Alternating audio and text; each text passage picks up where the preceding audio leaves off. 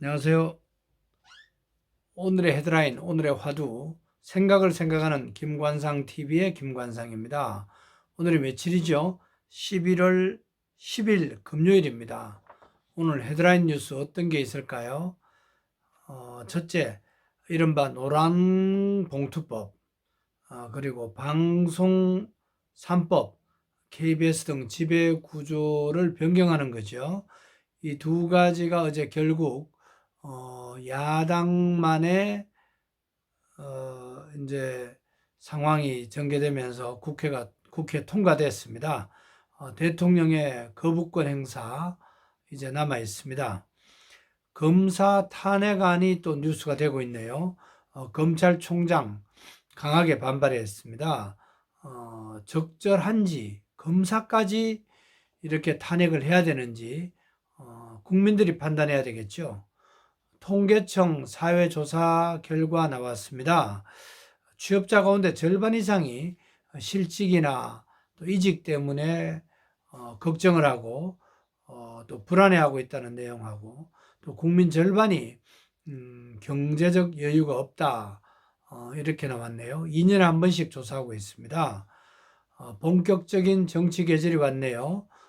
국민의힘 청년과 여성을 강조하고 있고, 또 더불어민주당은 이재명 대표가 직접 인재 영입 나선다네요. 2024년 내년 4월 10일 국회의원 선거 저녁이나 좀 이른 밤 결과가 나오겠죠. 이스라엘 북부 가자지구 계속 전투 진행형입니다. 하마스 본거지 장악했다는 얘기도 나오네요. 납치된 인질 가족 어떤 마음일까 생각해 봅니다. 인질을 모두 풀어주고 전쟁도 끝나는 그런 통 큰 협상 가능하지 않을까요? 불가능한 일인가요? 내일과 모레 또 월요일까지 아침 수도권은 영하권이라네요. 역사 속에 오늘의 역사, 지구촌에서 오늘 어떤 일이 났는지 알아보고 오늘의 키워드, 오늘 고민해 볼 화두를 찾아보는 시간입니다. 오늘 어떤 일들이 일어났을까요? 오늘의 화두로는 내 마음은 부드러운가, 이런 말을 한번 던져봅니다. 첫째, 2001년 11월 10일 오늘 유네스코와 세계과학연맹이 평화와 발전을 위한 세계 과학의 날로 선포했네요. 과학, 세종대왕의 관심사항이었죠. 후대왕들이 과학 정책을 잘 개성하지 못해서 아쉬웠다는 생각이 듭니다. 장영실 같은 분이 계속 나왔더라면 하는 생각입니다. 역사는 과거로 되돌아갈 수는 없죠. 이 과학적으로 수원 화성을 쌓았던 실학자 정약용 선생도 생각이 나네요. 기록 잘 보관했죠.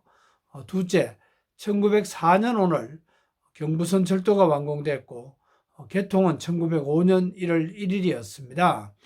과학기술의 영향이 컸던 거죠. 편리함도 모두 좋은 것은 아니겠죠. 편리하다고 해서 다 좋은 건 아닌 것 같습니다. 계단 오르는 거 불편하지만 우리 몸에 좋은 거 아닌가요? 철도 또 한편으로는 위험줄이다 이런 생각도 해봅니다.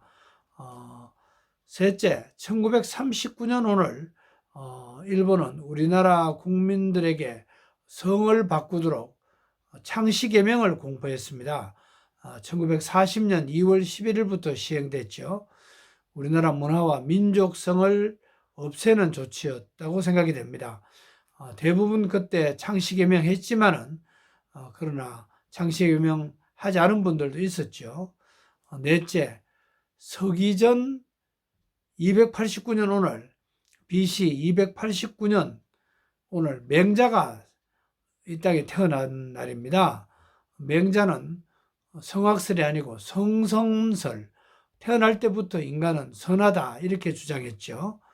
또 왕이 잘못할 경우에는 왕도 교체해야 된다 이런 급진적 주장도 했죠. 태조 이성계를 도와서 조선을 건국한 정도전, 이분도 맹자의 이런 사상을 바람직하다 이런 생각을 했죠.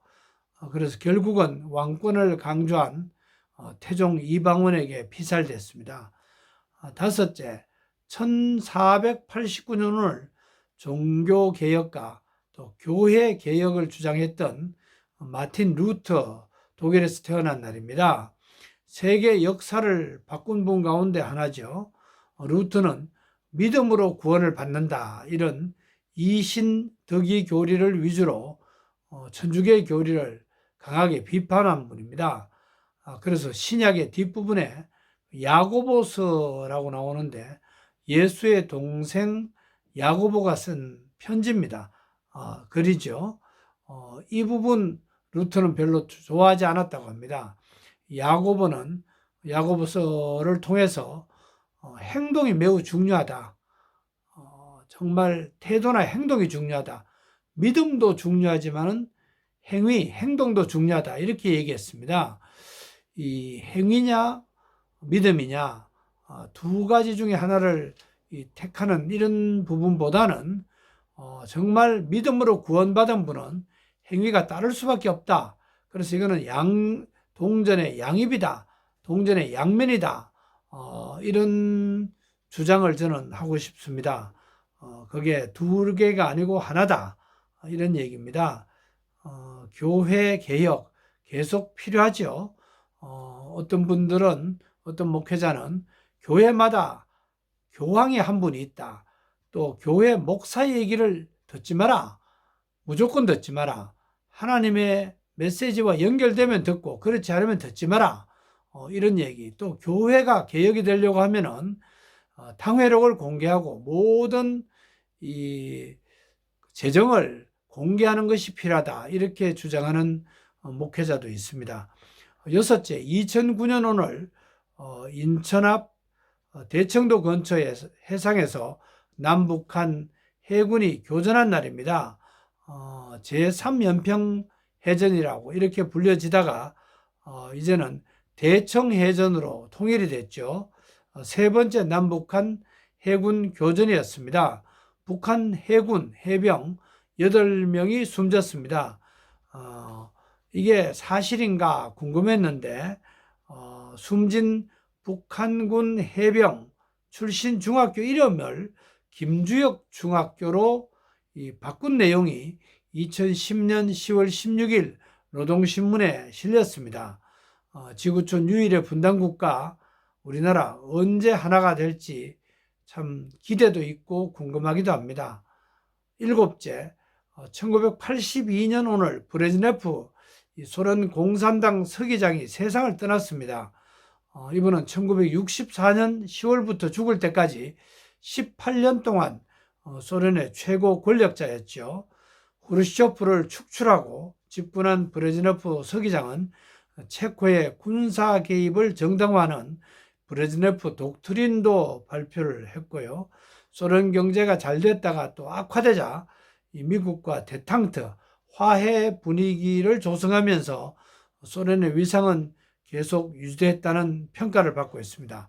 오늘은 11월 10일입니다. 성경 11장 10절 한 군데를 찾아봤습니다. 창세기 10장 10절입니다. 모세와 아론이 이 모든 기적을 바로 앞에서 행했으나 여호와께서 바로의 마음을 완악하게 하셨으므로 그가 이스라엘 자손을 그 나라에서 보내지 아니하였더라라는 내용입니다.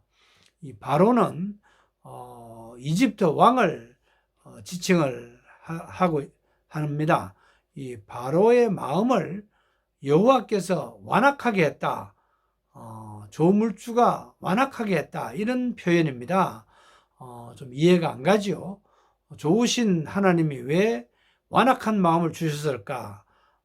좀 이해가 안 되는 부분입니다. 오늘도 대청해전이 발발했고 브레즈네프 소련 서기장이 세상을 떠난 날입니다. 역사 인물 가운데 자기 나라의 이 국익을 앞세워서 완악한 사람도 적지 않았죠. 오늘의 화두로 완악한 마음 대신에 부드러운 마음을 가지자. 이런 말을 화두로 던져봅니다. 오늘의 화두, 생각을 생각하는 김관상TV의 김관상입니다. 오늘도 강건하시고 평안하세요. 고맙습니다.